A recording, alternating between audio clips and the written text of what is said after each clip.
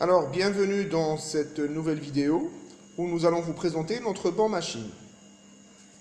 Alors, tout d'abord, donc le banc. Donc, voici le banc machine.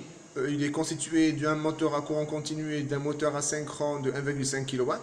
Donc, on va venir observer de plus près ce banc. Alors, tout d'abord, la machine à courant continu. Donc, c'est une machine à excitation shunt ou séparée. On voit l'inducteur et l'induit. C'est du 220 volts 9 ampères pour l'induit, 1700 tours minute, qui est couplé mécaniquement donc via cet accouplement sur lequel on a mis un déflective, donc une bande réfléchissante pour pouvoir mesurer avec un tachymètre optique la vitesse. Donc, qui est couplé mécaniquement à un moteur asynchrone de 1,5 kW. Alors, c'est un moteur particulier parce que c'est un moteur à bague.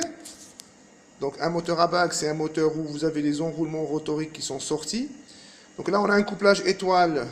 Vous avez le neutre de la machine, donc sur le stator.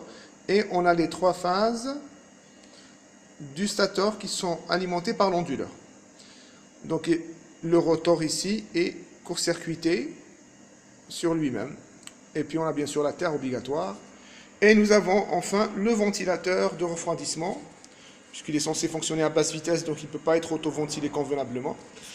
Nous n'avons pas branché la sortie du codeur ici, mais nous nous sommes connectés directement, parce que nous avons voulu faire sortir l'index du codeur, qui n'est pas livré en standard.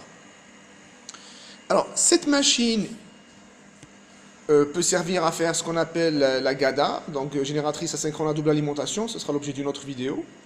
Mais nous allons l'utiliser en commande classique, donc contrôle vectoriel, IRFO, Indirect Rotor Feed Orientation, de la machine asynchrone. Donc tout ça est piloté par une carte DSP. Donc ça, c'est le panneau d'extension de la carte DSP. C'est une carte DSpace DS1102. Alors, on mesure donc les courants, les tensions pour une autre application. On mesure sur l'entrée codeur, donc, la position incrémentale et également l'index. Donc, si je tourne ici le rotor, vous allez voir qu'il y a des choses qui bougent. Hein, on parle de celle-là. Donc, FIF et index bar. Vous voyez bien que ça change en fonction de la rotation. Alors après, on a besoin de pouvoir mesurer les courants. Donc, on a une interface ici qui va mesurer les courants qui vont rentrer dans la machine. Et également des mesures de tension pour une autre application. Mais principalement en commande vectorielle, on a besoin de deux mesures de courant, phase A, phase B. Donc, qu'on reprend ici sur les entrées ADC de notre carte. Alors, vous avez la grande nappe ici qui rentre au niveau du PC. Et donc, la carte DSpace est à l'intérieur du PC. Vous avez également une carte d'interface. Donc là, elle est un petit peu particulière. On a un RF, on peut mesurer des choses. Enfin, ce sera l'objet peut-être d'une autre vidéo. Pour pouvoir faire de la mesure de couple instantané avec un couplemètre rotatif que nous avons échafaudé. Donc là, vous avez la commande Emily, donc qui arrive sur l'onduleur. Donc je vais repasser de l'autre côté. C'est toujours bien de séparer la partie où vous manipulez de la partie banc machine. Donc les signaux Emily arrivent à 0,5 volts. Donc on a mis une petite carte d'interface à l'intérieur qui va venir amplifier ces signaux de 0,5 volts jusqu'à 0,15 volts et qui vont attaquer les commandes des IGBT.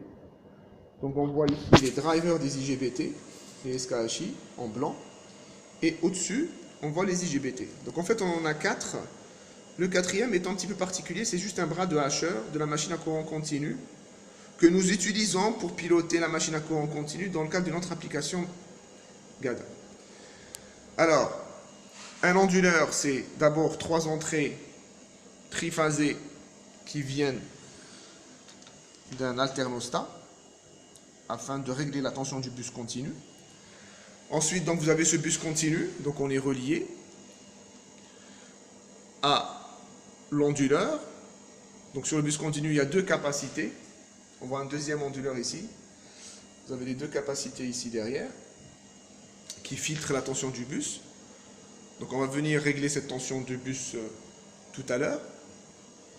Et la sortie ici des IGBT, donc là on en voit bien qu'on en a 3. vont d'abord aller à la mesure de courant, puis aller à la machine. Voilà, donc on a fait le tour de la manip. On va maintenant repasser sur la partie du PC. Donc ça, c'est un PC classique sur lequel on va exécuter notre code machine. A tout de suite.